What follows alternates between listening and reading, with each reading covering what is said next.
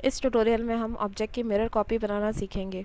Object की mirror copy mirror command द्वारा बनाई जाती है।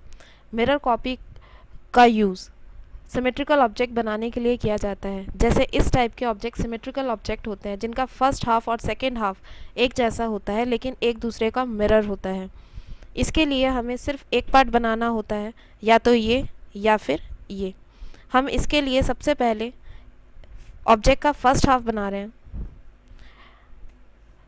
लाइन कमांड लिया, अब ऑब्जेक्ट का फर्स्ट हाफ बनाते हैं।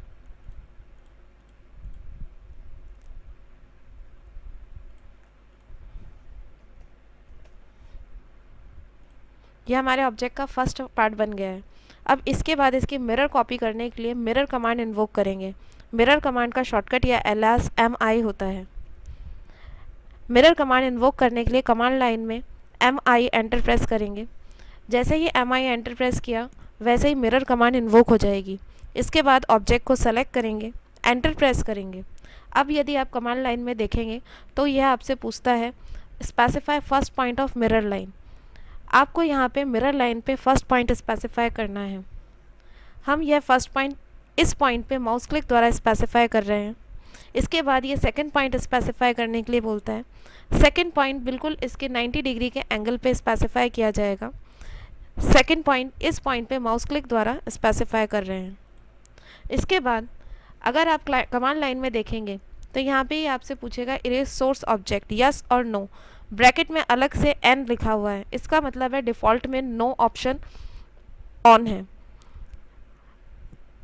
यहाँ पे हम नो ही रखते हैं, इसलिए यहाँ पे सीधे एंटर प्रेस कर देंगे। अब आप देखेंगे ये ऑब्जेक्ट तैयार है। जो सेकंड ऑब्जेक्ट हमें मिला है वो फर्स्ट ऑब्जेक्ट का मिरर ऑब्जेक्ट है। अब यदि आपको यह मिरर ऑब्जेक्ट पहले सोर्स ऑब्जेक्ट से कुछ दूरी पर चाहिए तो इसके लिए मिरर कमांड अप्लाई करेंगे। MI एंटर, ऑब्जेक्ट को सेलेक्ट करेंगे, एंटर प्रेस करेंगे। उसके बाद जब ये ऑटोकैड आपसे पूछे specify first point of mirror line, तो फर्स्ट पॉइंट ऑब्जेक्ट से कुछ दूरी पर दिया जाएगा। यह पॉइंट माउस क्लिक द्वारा देंगे।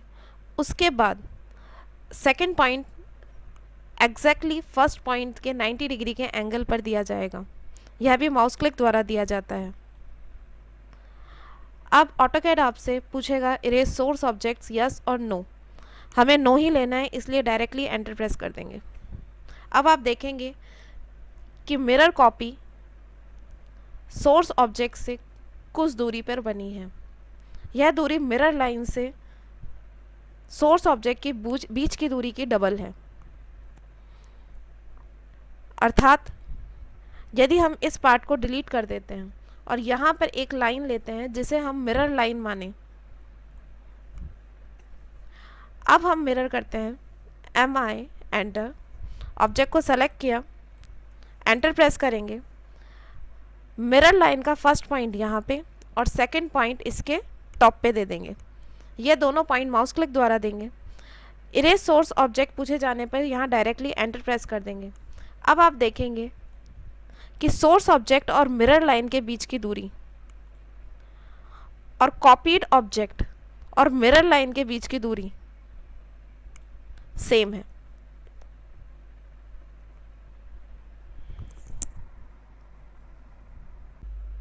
अब यदि हमें इस टाइप का सिमेट्रिकल ऑब्जेक्ट बनाना हो तो इसमें भी हम सेम वही काम करेंगे। एक फर्स्ट हाफ बनाकर दूसरा हाफ उसका मिरर कर देंगे। इसके लिए मैंने ऑब्जेक्ट का फर्स्ट हाफ बना रखा है। ये मेरे ऑब्जेक्ट का फर्स्ट हाफ है। इसके बाद अब हम मिरर कमांड अप्लाई करेंगे। मिरर कमांड इन्वोक करने के लिए MI एंटर, ऑब्जेक्ट को सेलेक्ट करेंगे, इसके बाद एंटर प्रेस करेंगे। और जब ऑटोकैड मिरर लाइन पे फर्स्ट पॉइंट देने के लिए कहेगा तो फर्स्ट पॉइंट इस पॉइंट पे माउस क्लिक द्वारा देंगे तथा सेकंड पॉइंट इस पॉइंट पे माउस क्लिक द्वारा देंगे। इसके बाद ऑटोकैड इरेज सोर्स ऑब्जेक्ट के लिए पूछेगा। हमें यहाँ पे नो एंटर करना है। डिफ़ॉल्ट में हम देखेंगे यहाँ पे N लिखा हुआ ही है, तो सीधा एंटर प्रेस कर देंगे। अब आप देखेंगे यह सेम ऑब्जेक्ट बन चुका है।